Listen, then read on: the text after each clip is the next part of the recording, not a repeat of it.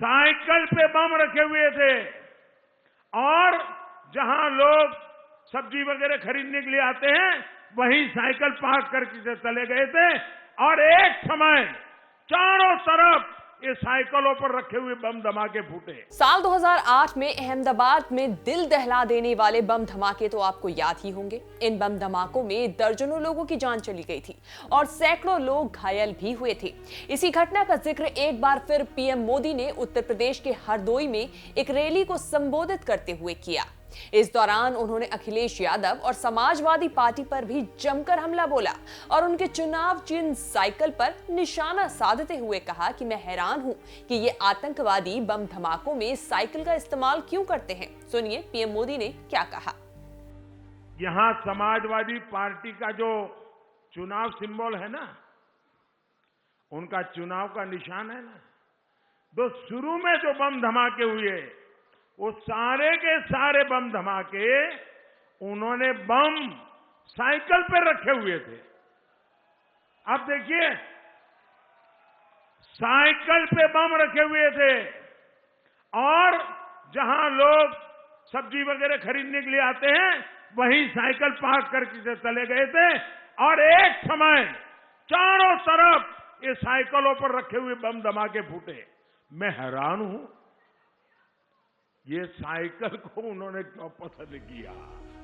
बता दें कि रविवार को उत्तर प्रदेश में तीसरे चरण के वोट डाले गए। ऐसे में पीएम मोदी ने हरदोई में एक रैली को संबोधित किया। अपने भाषण में पीएम मोदी ने आतंकवाद का भी जिक्र किया। पीएम मोदी ने कहा, जब मैं गुजरात का मुख्यमंत्री था तो उस दौरान अहमदाबाद में भी सीरियल बम धमाके हुए थे।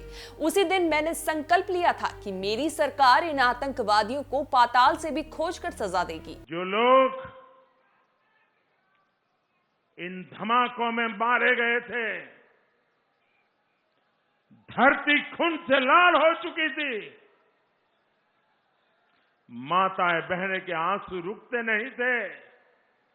मैंने उस रक्त से गीली हुई इस मिट्टी को उठा करके मैंने संकल्प लिया था कि मेरी सरकार इन आतंकवादियों को पाताल से भी खोज करके सजा देगी। उन्होंने कहा, आप सभी जानते हैं कि जब आतंकी हमला होता है तो आतंकवाद बढ़ता है तो इसका सबसे ज्यादा नुकसान गरीब को, मध्यम वर्ग को उठाना पड़ता है। पीएम मोदी ने यह भी कहा कि अनेक आतंकवादियों को फांसी की सजा मिली है। आज मैं इसका जिक्र इसीलिए कर रहा हूं क्योंकि कुछ ऐसे ही आतंकवादियों के प्रति राजनीतिक दल मेहरबान हो रहे हैं। ये देश की सुरक्षा के लिए बहुत बड़े खतरे की बात है। बता दें, यहां पीएम का इशारा समाजवादी पार्टी की ओर था। उन्होंने कहा कि यूपी में एक दो नहीं बल्कि आतंकी हमलों के 14 मुकदमों में समाजवादी सरकार ने बहुत सारे आतंकवादियों से मुकदमे वापस लेने का फरमान सुना दिया था। ये लोग विस्फोट कर रहे थे, धमाके कर रहे थे और समाजवादी पार्टी सरकार इन आतंकवादियों पर मुकदमा तक नहीं चलने दे रही थी। समाजवादी पार्टी और कांग्रेस के नेताओं का रवैया और भी खतरनाक रखा। ये लोग ओसामा जैसे आतंकवादी को जी कहकर बुलाते हैं। बाटला हाउस एनकाउंटर में आतंकवादियों के सफाए पर आंसू बहाते हैं। पीएम की माने तो वो इसीलिए चुप थे क्योंकि अहमदाबाद ब्लास्ट केस की सुनवाई अभी तक कोर्ट में चल रही थी। पीएम ने ऐसे राजनीतिक दलों से जनता को हमेशा सतर्क रहने की चेतावनी दे डाली। उन्होंने कहा कि ये लोग कुर्सी के लिए देश को भी दांव पर लगा देते हैं, देश की सुरक्षा से भी खिलवाड़ कर देते हैं।